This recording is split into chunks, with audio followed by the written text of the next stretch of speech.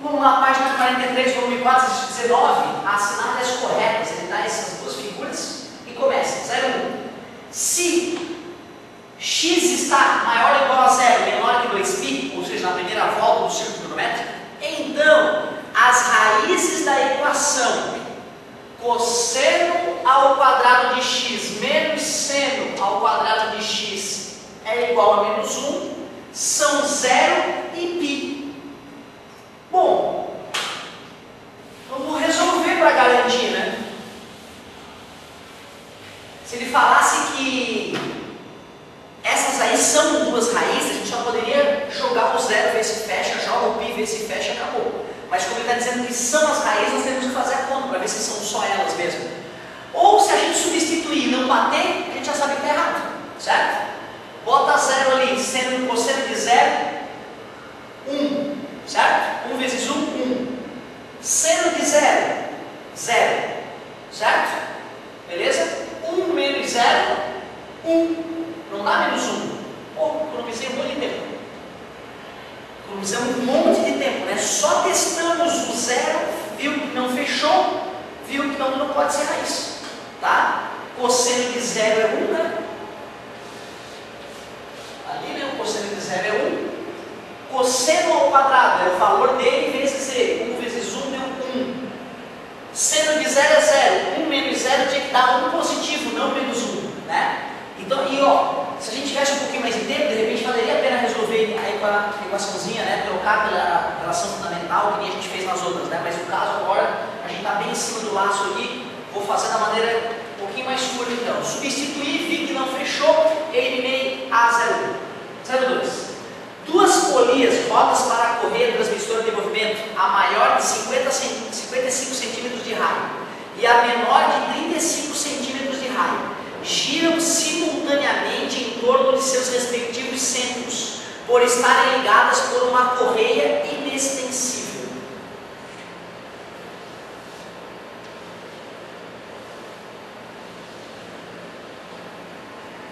Uma tem 55 de raio e a outra tem 35 de raio. Muito obrigado. Supondo que não haja deslizamento, o número mínimo de voltas completas da roda maior para que a roda menor gire um número inteiro de 5 voltas é: quando essa aqui girar, cada volta que ela dá vai ter que passar um tamanho de correia equivalente a uma circunferência. Concordam comigo? Se ele quer saber o número mínimo de voltas completas da maior para que a menor gire um número inteiro de vezes, é 5 voltas, o número inteiro. O mínimo número de voltas completas da maior para que a menor gire um número inteiro de voltas. Cada volta que a menor girar vai passar por ela 2πr centímetros de correia, certo? Então, 2 vezes π vezes 35. Essa é a quantidade de correia que vai passar por ela. Para que essa dê uma volta completa, vai passar por ela 2πr centímetros de correia. Cada volta que ela dá, já que não desliza. Então, para cada uma volta dela, vai passar 2π vezes 55 centímetros. Para que a roda grande dê uma volta, tem que passar 110π centímetros de correia por ela. Para que a pequena dê uma volta completa, tem que passar por ela 70π centímetros de correia. Quando essa aqui dá uma volta, que ela dá mais de uma volta, certo? E eu vou ler a pergunta de novo. Supondo que não haja deslizamento, o número mínimo de voltas completas da roda maior para que a menor gire um número inteiro de vezes é menos de uma, né? Ah, não, mas ele quer voltas completas. Ele quer saber quantas voltas completas essa tem que dar para aquela poder gerar um número inteiro de vezes.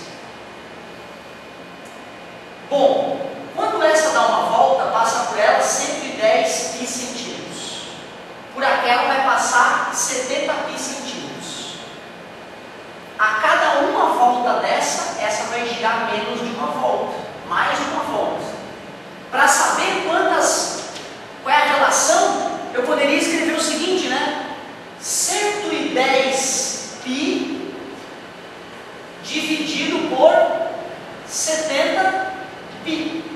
Assim eu posso saber que quando essa aqui dá uma volta, aquela ali dá 11 sétimos de volta, certo? Dá 11 sétimos de volta, ou seja, uma volta inteira mais um pouquinho. E ele quer saber quantas vezes essa aqui tem que girar para que ela dê um número inteiro. Para que esse número aqui seja inteiro, o que eu posso fazer? Eu poderia imaginar n vezes a maior, que é 110 pi, dividido pelo tamanho da menor, que é 70 pi, tem que dar um número inteiro.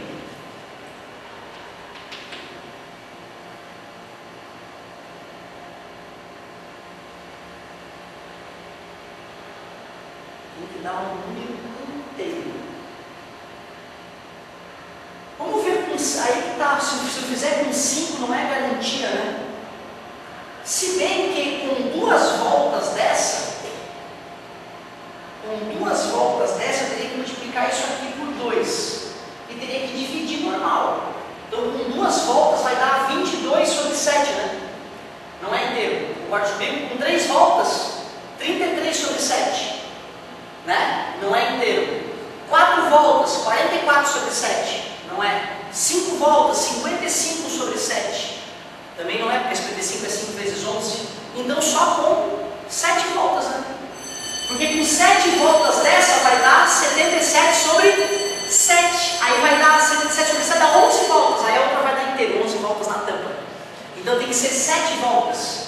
Se eu fizer ali dobra 7, ó, vai funcionar. Se bem que tinha que ter uma maneira mais rápida de chegar nessa conclusão, né? Ou eu teria que olhar para esse número e ver, né? Por quanto eu tenho que multiplicar ele para ele ficar inteiro? Eu tenho que eliminar o 7 lá embaixo, então vezes 7, que aí dá 11 voltas. Ele falou que era 5. Não, 5 não fechou. Falso. Ah, mas olha quanto eu tive que pensar, cara, para poder estar seguro agora. Delicado. Quando Eugênio entrou em sua sala de aula, havia o seguinte problema no quadro negro. Numa indústria deseja-se construir uma rampa com inclinação de 30 graus para vencer um desnível de 4 metros.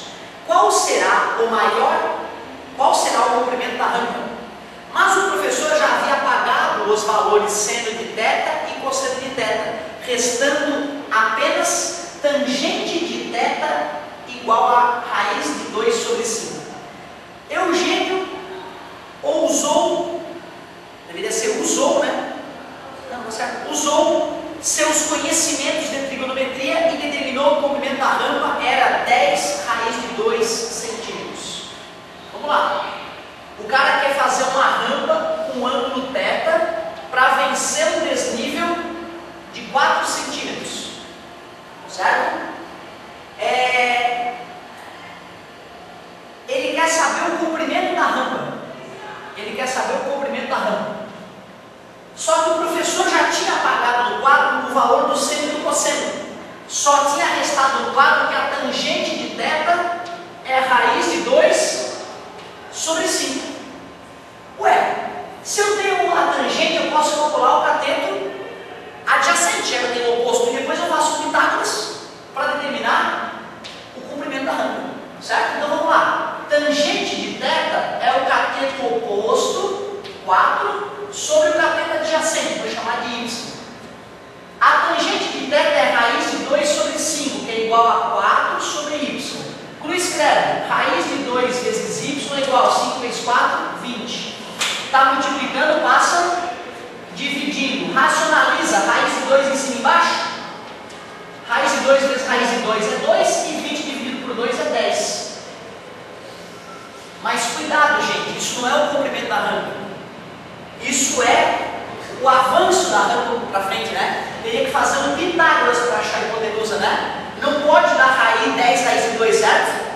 Tem que dar maior, porque a hipotenusa é o maior lado, certo? Então está falso já, mesmo sem chegar até o final, eu percebi que não pode dar aquele tamanho da rampa. 0,8. A figura 1 mostra a parte do gráfico da função f, definida nos reais, dada por. Ele está dizendo que o gráfico a função que define esse gráfico é f de x igual a 2 seno de x sobre 4. O 2 está certo, né? Multiplica por 2, a amplitude passa de 1 para 2. Tudo bem? Tu concorda que ela se repete a cada 8π? O período é 8π, né? Como é que determina o período de uma função? É 2π sobre k, ou n, né? Tanto faz. Onde aquele número quem é mesmo? É o número que está multiplicando o x. Quem é que está multiplicando o x ali, galera? Parabéns, garota, 1/4. Então fica a primeira vezes, o inverso a segunda vai ficar 8π. Realmente, né? A cada 8π tem que se repetir, certo? Então, de fato, o gráfico está correto. Sem problema nenhum. A figura mostra a parte do gráfico. Eu estava preocupado com isso, com parte do gráfico, né? Achava que ele podia fazer uma pegadinha porque o gráfico tinha que continuar. Mas fala que mostra a parte do gráfico e fechou. Realmente, esse gráfico confere com essa função. 16. A figura 2 representa o desenho de uma casa em construção. A telha que vai ser usada nessa construção necessita de um ângulo de inclinação 30 graus para o telhado. Portanto, a altura x do telhado para se obter a inclinação desejada é 4 raiz de 3 sobre 3. 4 raiz de 3 sobre 3 metros.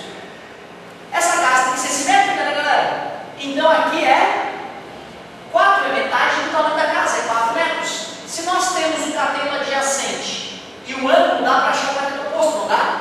Uma tangente. Tangente de 30 é igual ao cateto oposto, que é o x, sobre o cateto adjacente, 4. Tangente de 30 é raiz de 3 sobre 3, né? Raiz de 3 sobre 3. O 4 está dividindo, passa multiplicando. Então x deu 4 raiz de 3 sobre 3. 4 raiz de 3 sobre 3 metros, verdade. Ficamos com 24 no gabarito. Vamos ter que isolar ele, deixar ele sozinho. E depois as antenas que pode ser lá. Deixa eu dar uma olhadinha nesse último pegadinha do lado do uso. Deixa eu conferir isso no cantinho aqui.